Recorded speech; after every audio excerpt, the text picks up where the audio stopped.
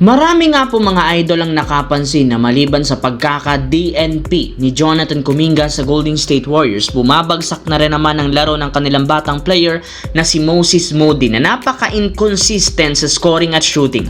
Sa katunayan, nag-average lamang nga ito ng 10 points sa kanyang 35% shooting from the floor at 26% naman sa long range sa nakalipas na laro, na rason bakit natanggal ito mula sa starting lineup sa last 2 games. Pero sa kabila ng malamyang performance, malaki pa rin ang tiwala ni Coach Steve Kerr kay Moses Moody, lalo pat maganda ang impact nito sa bench scoring. Malaking bagay ang pagkakaroon nila ng isang Moses Moody sa lineup since handa rin naman nga itong magtala ng malaking puntos kung kinakailangan.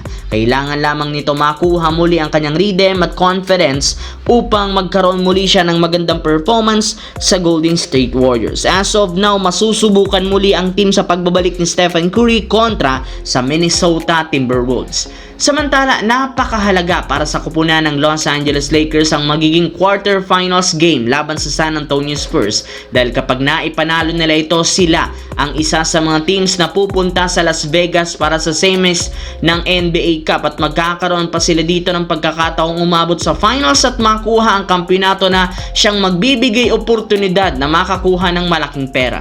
At bago pa magsimula ang laro, may ilang magandang balita ang lumabas sa team. Una, ang pagkakakompleto ng lineup since available na dito ang Big 3 na sina LeBron, Luka at Reeves. Bukod dyan, inanunsyo na rin naman na hindi dito maglalaro ang superstar big man ng Spurs na si Victor Wembanyama dahil sa injury. Hawak rin naman dito ng Lakers ang home court advantage, kaya hindi na nakakagulat bakit sobrang problemado ngayon ang San Antonio Spurs, lalo pat halos lahat ng advantage ng kanilang laro nasa Los Angeles Lakers.